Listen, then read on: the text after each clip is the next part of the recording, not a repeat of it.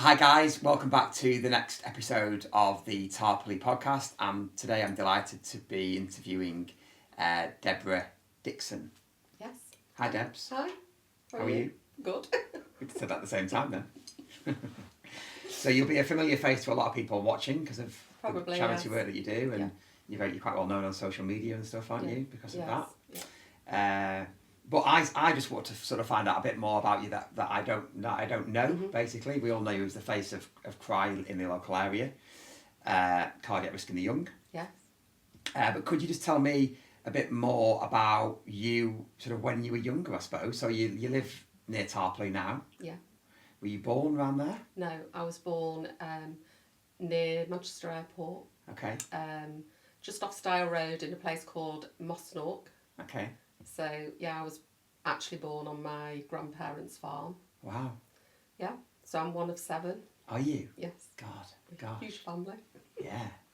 We've all got like 2 and 3 children. So Okay. it's massive. Really big family. You're a Manchester girl then, really? Yes. Yeah. So did you go to school there? I went to school in Whalley Range, so from where I lived, it used to take me about 2 hours to get to school. Then. Had to get 2 buses back in the day, yes. Yeah. You go past Whalley Range on the way into Manchester on the Princess You Park. do. You do, on the left. Yeah, that's right. So at the time I went to school there, it was an all-girls school. Right, okay. Yeah. So, fast forward a few years then, you've obviously stayed in school around there. Did you then go on to sixth form, university? Or? No, I stayed on at school for 2 years to do A-levels and then went straight into work. Okay. So my first job was in Manchester at General Accident Insurance, doing marine and aviation. Right. So that's what I specialised in. So. And did you just fall into that, or is it something you planned to do, or? No, I just went for an interview and got the job basically. Okay.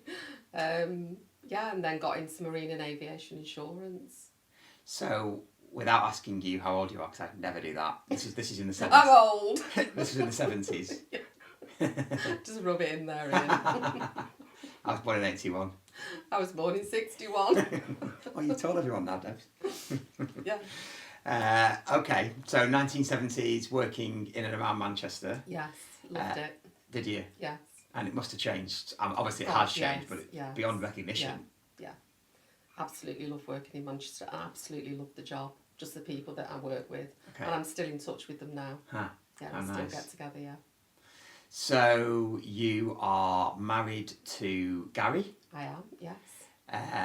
And how long have you been married to Gary for? 40 years in June. Wow, congratulations. Thank you.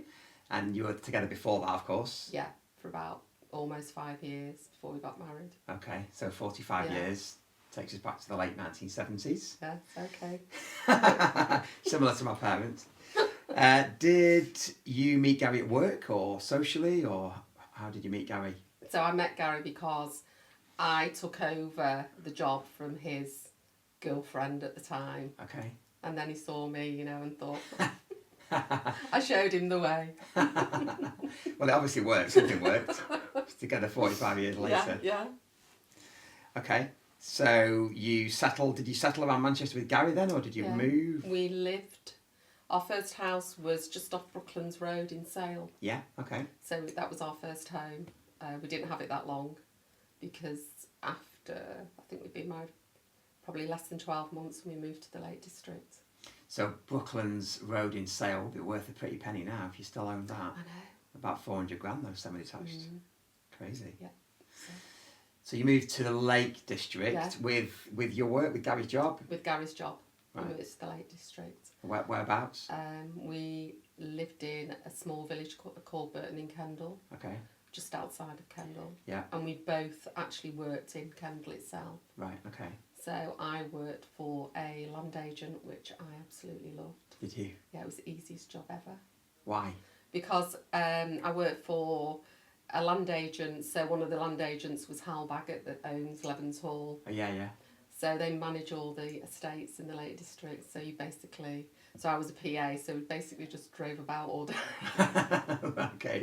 Having cucumber sandwiches and cups of tea. Sounds similar to being an estate agent. Yeah, it was. Oh, I loved it. You'd love it. Oh yeah, absolutely dream job. And then Aaron was born in Kendal in 1987. Okay. So I gave up work then. Okay. And you had a second child? Yeah. So in 1988 we moved to Hertfordshire. Wow, big move. Yeah. With work again? Yeah, Gary's work again. Okay. Was Gary working his way up the corporate pole at that point? Yeah, he certainly was. Yeah, okay. Yeah. Okay. And Holly was Holly was born in 1992 in Edgware Hospital. Okay. Yeah. So you stayed in Hertfordshire for how long? Well, all in all, we were there. Aaron had started primary school, and we left there when Aaron was 6. Holly was 1 when we came back up here. Okay. Yeah. And did you move back to Tarporley area at that point? No. We just moved back to Northwich at the time. We used to live on Kingsmead. Yeah. And we sort of moved there really for the schools and Sir John Dean's College. So Kingsmead must have been very new then. At that point. Yeah. You must have had one of the first houses there. Yeah, we did. Yeah. Yeah. Okay. Yeah. So some of our closest friends, we met there. Okay. And talk me through the preceding years after that then. So we lived there. So the kids went to school there? They both went to, Aaron went to Weaverham High, Holly went to Hertford High. Then Aaron went on to college, Cheshire College in Hertford. Holly was at Sir John Dean's. Aaron went to Preston Uni doing graphic design. And Holly was at Manchester University. And obviously we stayed there until 2015. Was it? Yeah, 2015. Okay. When we moved to Tarporley. Why did you move to Tarporley? Because Kingsmead was never a forever home. Okay. It was a move because of the schools. Practical move. Yeah. So we knew we were never going to stay there.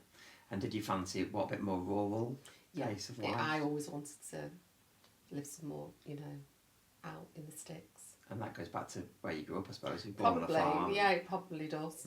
Yeah. And did Gary grow up in an urban environment when he was young? Gary's from Stratford, right, so he's a real mank. Proper mank. More mank than you, really. Yeah, real mank. So the 4 of you moved to Tarporley. You all moved, did you? No, we didn't. We were living on Kingsmead, and in 2011 we lost Aaron to sudden cardiac arrest. And then I thought I'd never move from that house.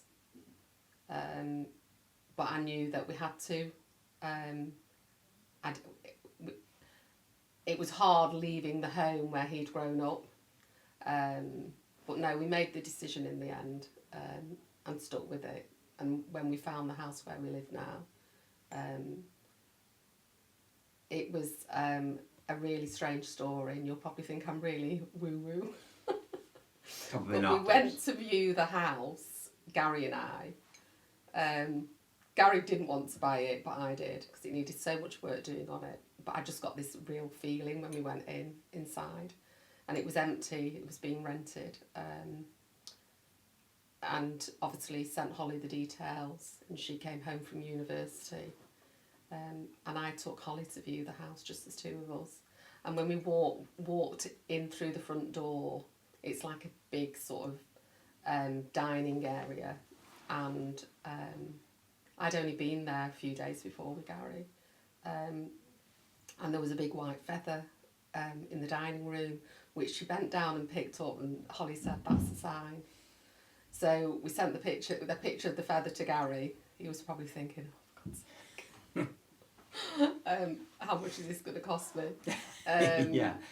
And yeah, unbeknownst to Holly and I, we were at home one Friday evening, and Gary had gone and done the deal. Huh. Yeah. Without you knowing. Yeah.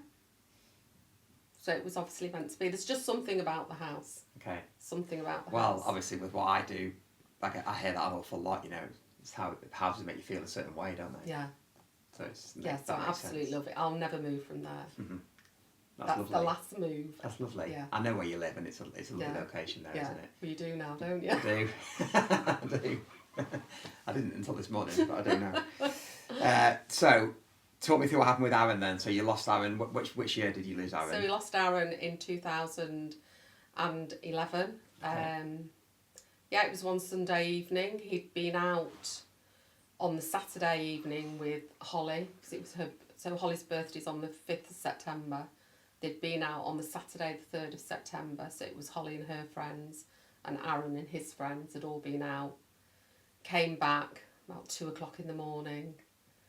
So quite a few of them stayed over at our house. And then they got up about lunchtime. I made them all some breakfast. And then they started to go home. And as sort of teenagers, well, that age do, they're hungover, aren't they? Mm-hmm. So they're upstairs in the rooms with the telly on. Yeah. On social media. Yeah. So that was sort of most of the day. Holly got up and went to work. She had a job at the Blue Cap, waiting on. And Aaron was in his bedroom and I was making the dinner. And at the time, the house that we lived in was a 3-storey house. So Aaron and Holly had the top floor to themselves. Okay. And if they had the TVs on and their earphones in, they could never hear us shouting. So I'd shouted up, like, your dinner's ready. And I'd only been in the room about 4:30, putting Aaron's ironing away, chatting to him. And it was about 7:15, 7 o'clock. And he didn't hear me, and Gary said, I'll go up and tell him. So Gary went upstairs and found him. So, yeah, and it was too late. Just sudden. So obviously, it was to do with his heart. Yeah. So we waited 2 months for the cause of death because we had no idea. Right. And it was a coroner that called Gary to tell him that Aaron had got an undetected heart defect, and that's what had caused his death. And advised that we contact the charity Cardiac Risk in the Young. Okay. And that we also make an appointment at the doctor's because we needed all to be screened. Yeah. Okay. Because the condition he'd got was both hereditary and genetic. Right. So, we all had to be screened. So you had all your family have as well, I suppose? Yeah, so we started, Gary and I and Holly, so we had to have ECGs, echoes, blood tests, MRI tests, wear heart monitors. And Gary and I, they couldn't find anything with Gary and I. And then we were under Leighton at the time, and we saw several cardiologists, but the people that we were seeing didn't deal with genetic heart defects. So we ended up transferring to North Staffs, where Holly's under a specialist who specialises in genetic heart defects. So Holly's now on a screening programme. Okay. So she's sort of screened every 18 months, quite an intense screening, because there's the risk that she could go on to develop the same defect. Okay.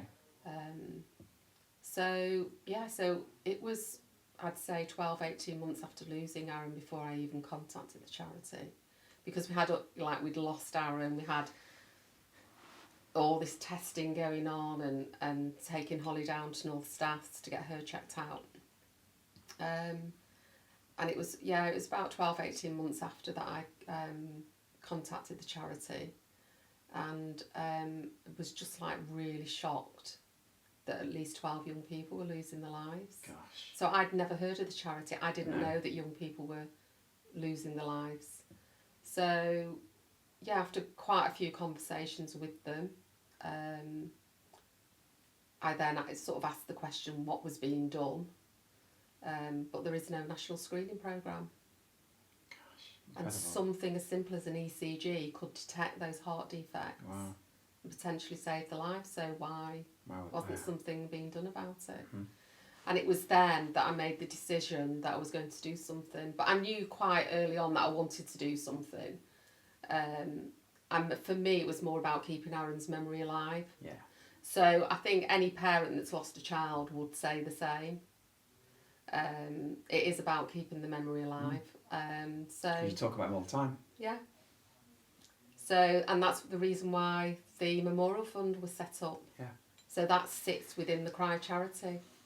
So every penny that I raise goes into that Memorial Fund, and is used just purely for screening. So, I know that you do these screenings all the time. How many have you done now? So, to date, we've raised just over £460,000 and screened. It's 4,805. Wow. Young people, and then also I fund the screening of elite athletes as well. Okay. So I'm involved with the English Institute of Sport. Okay. So I screen all the athletes, like before they go to the Olympic Games, Paralympic Games. So screened about 810 of those. Incredible. Yeah. And I actually met some of them last year when I was carrying the baton. Did you? It's mad, isn't it? Yeah, it is. So we all had to stand up. So before we actually carried the baton, we all had to stand up and just say a little about ourselves and why we were there. And 2 girls came up to me at the end and said, "We were screened because of you." It was just, Wow. crazy. Yeah. Really So I'm involved with the English Institute of Sport as well. And this year I'm going to take on the National Ballet and the Royal Ballet. I'm going to fund the screening of them as well. So it sounds full-time? Is it full-time? Well, You probably don't really still work it out, do you? But it's it's just a lot of time. But because Aaron was born in the Lake District, I also now have set up a screening programme in South Lakes. It started initially in South Lakes. So I met Tim Farron, the MP, just to explain to him what I wanted to do and got his full backing. And then, just went round knocking on doors asking for money, basically. So how much does it cost to screen a person? Each screening day costs £6,000. And how many people do you get So we through? screen 100 people, Okay. which equates to £60 per person. Okay. So that's like a subsidised rate that I pay to the charity, to Right. Cardiac Risk in the Young, because you can't get screened on the NHS. No. And if you were to go privately, you'd be looking at hundreds and hundreds of pounds. Okay. So where does the remainder of the funds come from if that's subsidised? Then what you pay? through Cry, because obviously Okay. they're a charity themselves, so they do their own fundraising. So really, it's more than £60 a screening, isn't it? Yeah. But so that involved, they bring all the equipment. Yeah. Okay. And provide all the staff, the cardiologists, and then all the results go to St George's in London where they do all their research. It's amazing, isn't it? Mm. You should be very proud of yourself. Yeah, there's 168 young people now been referred. So, have you got any amazing stories of people who, I know there is one. Yeah, Charlotte, you'll know Charlotte, won't you? Well, you've interviewed Charlotte. Yeah, we haven't did. you? Yeah, we did at the years Grange. ago, yeah. Yeah, so Charlotte came to be screened. She just got married, hasn't she? Yeah, she's got married last year. And she had end-of-life heart failure. So she ended up having a heart transplant. So yeah, she's married now. She lives in Manchester. And I'm going to be screening at her offices in November this year, Auto Trader in Manchester. So Charlotte wouldn't be with us then if she hadn't had the screening and she had ended up having a transplant. Yes, at Wythenshawe. Unbelievable. Yeah, so I only get to, it's sad really, because I only get to know the end story unless the families contact me through social media. Okay, yeah. And it's because of data protection, I can't obviously contact them. No, okay. So yeah, quite a few people, and there's one young girl from Hertford we screened last March in Barnton at the primary school. She had her surgery, it was late last year. So yeah, I'm in touch with them and she's doing really well. Mm-hmm. Amazing. So, what do you need? I mean, you need money, don't you? Money, lots of money. But how can people, there's So a link, well, there is do you obviously. need helpers on the days, or do you not really? It's money, because I'm doing more and more screenings. And since the Christian Eriksen incident, which I think everybody was watching that match, it's raised the awareness. So that weekend, the office had over 60,000 screening requests. Jeez. It's mad, isn't it? God. And we were just coming out of COVID. Yeah. So we started screening last year. So we'd got thousands and thousands of people on the waiting list anyway through cancelled appointments. Right, okay. So you can imagine the backlog. Yeah. So Cry turned their offices into a national screening programme. So they've been screening there. And yeah, I can only do as many screenings as I can raise the money. So this year in sort of East and West Cheshire, I've got 8 days this year. Okay. So that's going to cost £48,000. And then on top of those, I've got another 8 all over the country. So this year alone is going to cost £96,000 I've had to raise. And how do you go about raising that? A mixture of sources? Just sort of sit there, please. I don't know. Different people. Some companies are like really generous. So I'm a chosen charity of the JD Foundation. Okay. So they donate every year. So I know I can at least hold 4 screening days every year because of their donation. And then, yeah, it's just all sorts of things. I have Vale Royal Abbey Arms near Delamere. Sam Stafford, who is just absolutely amazing. So he used to be a neighbour of ours. Okay. When we lived on Kingsmead. So he's always he does a cry race night every October. Okay. And they raise loads of money in that evening. But he does loads of things throughout the year. So he set himself a target of 16,000.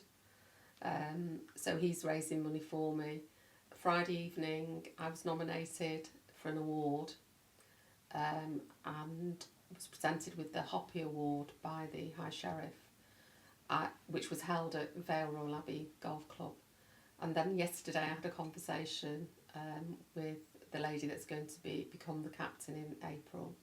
So they're going to raise money for the next 12 months with various things that they're doing.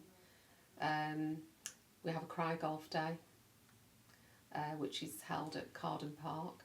Amazing. So you need to get a team Yeah, together. I do. It was a really good event last year. Yeah. So Okay. JCL Insurance organised that. Okay. But it is a really good event. They let me loose on a golf buggy last year. Had you been drinking? No. I was driving Cheshire Life around taking photographs, Okay. getting told off for driving across the green. It's good fun, golf buggies. Yeah. So yeah, we have charity balls. Okay. Tea parties. Aaron's friends are very, very good with fundraising, so they do all the crazy stuff like the London marathons, Okay, yeah. throwing themselves out of planes, Yeah. Iron Man, Right. Tough yeah, Muddy, amazing. you know, all the mad stuff like that. Yeah. And I tend to do the nice things like the afternoon teas. Yeah. things. Quite right too. But yeah, the money just, I don't know, I just get introduced to people and they hear the story or I've screened their child. And So just so people are aware, what age range do you screen? Right, so we screen from 14 to 35. Right, so that must be the age at which the people are most risk, or what? Yeah. So they won't screen before 14 because the heart's not fully developed. Okay. So you could get a false positive result. Okay. And after 35, it's more likely to be something like coronary artery disease as opposed to cardiac, electrical. Okay. So people can donate to you. You must have some sort of link we can post. Yeah, so you have a link that goes straight to Aaron's Memorial Fund. Yeah. Okay. So people can donate that way, or they can do some fundraising for me, which I'm always grateful for. Because what we should do, which we did last year, we did it for the Joshua Tree, but we should do it for you is we've got a set of stocks. Have you seen them by the door when you came in? Oh, wondered what. They're stocks. I thought that's how you got your customers. So we did. Lock them in there till they say, okay, you can sell my house in. We did for throw a wet sponge at an estate agent. Oh, right, okay. And people love it because everyone loves to hate estate agents. Yeah. So we did well with right. that. So we should do something. We got them down there. So David and Carnival as well. Yeah, they raised money for me one Yeah. year, so they choose a charity every year. Okay, all right. Okay, well, we'll do what we can to get that message out for you. Thank you. So before we wrap up, just tell me about Holly and your little mental grandson we were discussing before we came on air, weren't we? Yeah, so Holly had Otis in 2018 and he's an absolute joy. And I am one of those grandparents. Aw. My grandson. Yeah. No, I am. I probably drive people up the wall. You're allowed to be as a grandparent. No, he's just He's 5 this year. He'll be 5 in September and he goes to right. school. Okay. So we look after him on a Monday and a Tuesday. So I don't know what I'm going to do on a Monday and Tuesday. No. Well, get him from school maybe. Well, I think that's the plan. Yeah. Holly and Dale will probably still want me to have him overnight one sure. night. But no, I absolutely love having him. He's just adorable. Mm-hmm. And I just love this age. Yeah, we were saying before we came on Typical air, boys. That age is fantastic. Yeah. Yeah, everything's bums, isn't it? And Yeah. they think Else. Yeah. Swords and bombs. Yeah. And dinosaurs. Yeah, that's right. Yeah, cars. Yeah. Fab. Okay, well, thank you very much. It's a pleasure. What I'd just like to ask you a couple of things before you go about why you love living where we live. So, obviously, I live in Davenham, you live in Tarporley, not too far away. Where do you go out and eat? What's your favourite place to go out and eat? Oh, You got more than one? yes, I love Little Tap in Tarporley. Yeah, Miles. Miles, yes. He's a fellow, one of the 70 chosen back for the Queen's Jubilee. Oh, is that right? Yeah, we saw each other at the Crew Hall with Cheshire Live. Wow. Yeah. So every Food's time we good. see we're the chosen ones. Yeah. Yeah, food's real. I really like Little Tap. I like Fox and Barrel. Yeah. Yeah. Nice head. Have you been in the new bit at the back of the Fox and Barrel? Aren't they doing like a new... It's not. Pods They or- hadn't got that open. Okay. Up. It has been built. It's there. Yeah. But it hadn't been opened up until we were there at Christmas. Fox and Barrel is very good. The Nag's Head, like you say, I've not Yeah. been.